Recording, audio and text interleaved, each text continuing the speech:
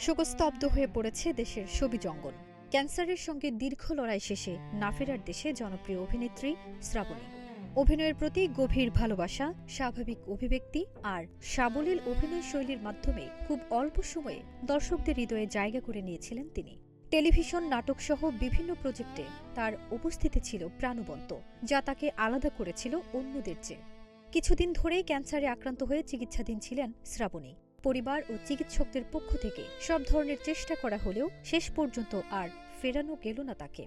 আর এই অকাল প্রয়াণে সহকর্মী শিল্পী, নির্মাতা ও ভক্তরা সামাজিক যোগাযোগ মাধ্যমে গভীর শোক ও সমবেদনা প্রকাশ করছেন।